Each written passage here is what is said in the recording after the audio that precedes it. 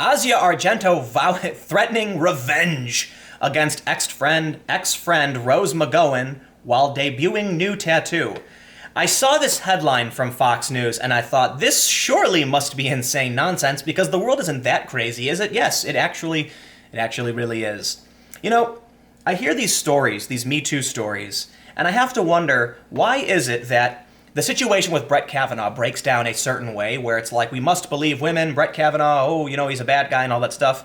And then when we hear the story about Asia Argento, people are kind of like, I don't want to get involved, right? Rose McGowan stepped up. And she said, you know, basically, Me Too is in jeopardy, and Asia Argento, you know, what you did was wrong. And a lot of feminists and Me Too supporters came out and said, Asia Argento, you're bad. However, Asia Argento is still considered a leader in the Me Too movement, even after she's been accused of raping a minor. Yes, that's actually how they frame it. Then she still has a lot of supporters calling Rose McGowan a liar. And so the feud is actually rather strange, because Asia Argento is now accusing the person she's accused. Okay, Asia Argento was accused of engaging in activities with a minor, and now she's accusing that minor of having raped her. Like, that's the classic defense when a 37-year-old hooks up with a 17-year-old, right? But what's weird about this is there's such a huge difference between when a man is accused and tries to defend himself and when Asia Argento, a leader of Me Too, is accused and tries to defend herself, and people actually support her, and people support the men, but then she vows revenge. It's hard to believe they once considered each other their ride or die. Oof. Asia Argento reportedly debuted a new tattoo of a bloody dagger on Saturday and vowed to get revenge on her former friend, Rose McGowan, who released a previous statement the Italian actress said was filled with horrendous lies. Bye-bye, Rose McGowan, Argento wrote in an Instagram stories post along with a photo of her foot and the dagger tattoo. She also tagged the tattoo artist, Marco Manzo. In another post, Argento wrote, Significado vendetta consumata, which is consumed revenge in Latin. I can only assume this means like significant, and then, you know, vendetta, consumed with revenge in Italian. Argento also quoted a Bible passage from Romans 12:19 that states, Dearly beloved, avenge not yourselves, but rather give place unto wrath. For it is written, Vengeance is mine, I will repay, saith the Lord, according to Us Weekly. Wow, this got dark fast. Look, I actually got to side with Rose McGowan on this one. Asia Argento stood up for certain principles, called out abuse, and then when she was called out for abuse, Rose McGowan, though Rose didn't treat Asia the same way she treated Harvey Weinstein and these other people, did call her out and told her to confess, and it was a problem. To see now that Asia Argento has written vendetta consumata. Wow, that sounds crazy. Let's see here. Argento and McGowan's relationship soured after the charmed actress released a statement on August 27th claiming Argento admitted to having sex with Jimmy Bennett. In the text messages between Argento and McGowan's partner, Rain Dove, published by TMZ, the Italian actress said she had been receiving unsolicited nudes of Bennett since he was 12. 12! This is an extreme case. I mean, Asia Argento is, what is she, like 42 now? And she knew this, she did a movie with this kid when he was like 7. It's gross. And the fact, like, you know, actually, let me stop there and say this. I'm not surprised. Asia Argento has been accused of a horrendous crime, of which she has also accused others, and now her life hangs in the balance. She was fired from her job. She was on, like, Italy's Got Talent or something, or X Factor Italy. I don't know exactly what she was on. But she got removed from the show. At least that's what I read in another story. So her life is over. I mean, I don't want to be a dick, right? I want to try and be as respectful as possible, but she was dating Anthony Bourdain. I don't know what their situation was, but he passed. And apparently he was the one who, she's claiming Bourdain was the one who wanted to pay off Bennett. She hasn't had a good go of things lately. Now she's being accused of a very horrible crime, and I can't blame her, because it's either your life is over or, you know, you fight back, and that's all you can do. Everyone will thrash for survival. She is not going to just sit there and sink to the bottom and drown. No, she's going to do whatever she can, even if it violates her own principles, and I'd expect almost everyone to do that. I've been, I did a video the other day about male feminists who were being eaten alive by the regressive left. And there are stories of people, one of them, like Jamie Kilstein, who wasn't even accused of sexual, impropriety necessarily. He was accused of being manipulative, and his life's over. His label drops, and what do? What can you do when you align yourself with these groups? If someone makes a claim against you, and according to Asia Argento, it's a false claim, so let's act under the presumption it is, because innocent until proven guilty. Although there is a photo of them in bed together, let's presume she's telling the truth. Okay, everyone's turned on her, and even trying to defend her and trying to defend herself, people are calling her a liar and a hypocrite. And I mean, she is a hypocrite, but there's nothing she can do. Your life ended. You have chosen a set of values, which means there is no forgiveness, and that means Asia Argento is guilty, no matter what. Like, there is a photo, and she has apparently admitted to it in private text, so I guess there you go.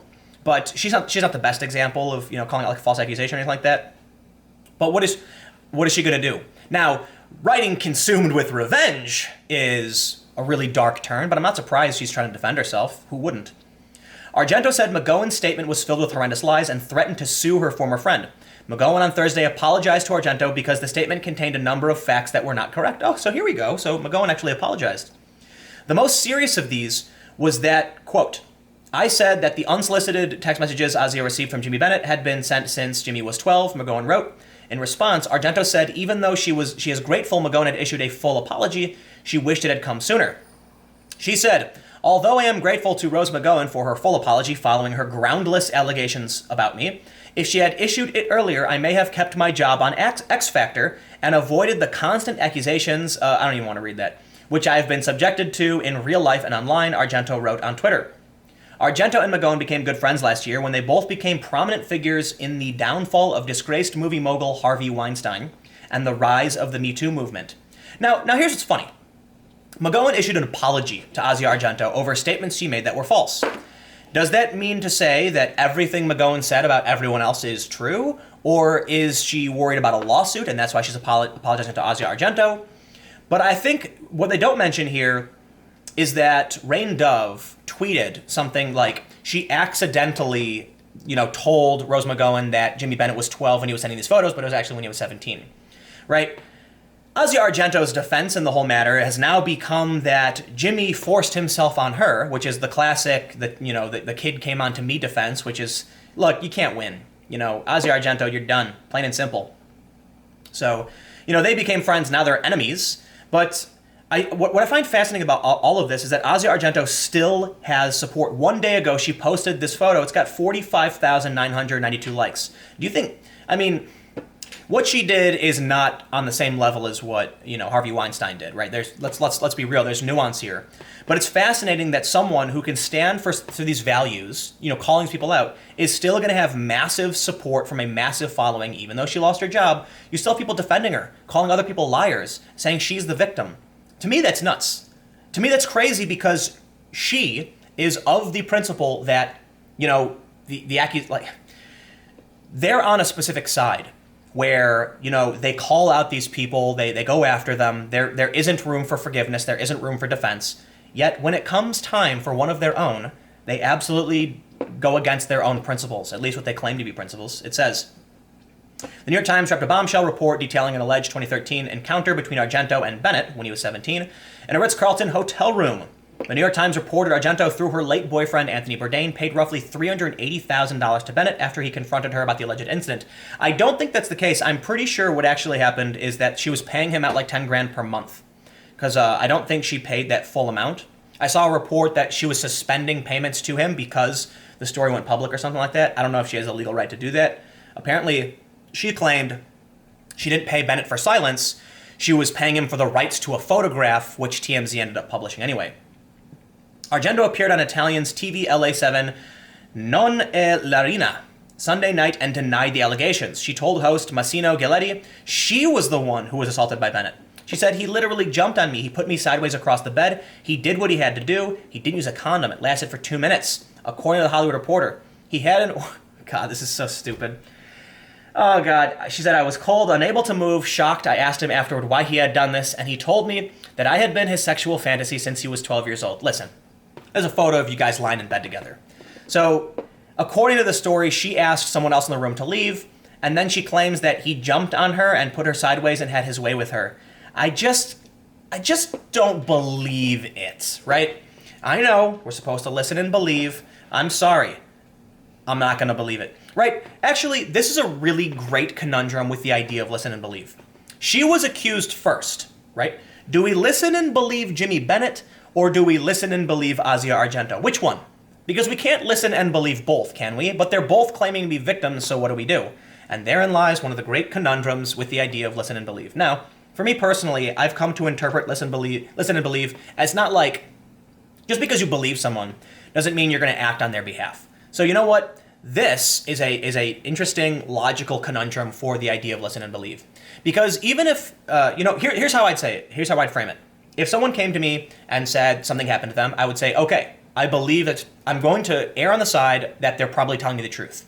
Now let's find evidence, and if we can prove it beyond a reasonable doubt, then we can, convict this person. We should, but as soon as someone makes the claim, there should be some kind of paperwork, some kind of preliminary investigation to find a preponderance of evidence. Like, it should be the responsibility of our society to protect the innocent. However, in this circumstance, what do we do?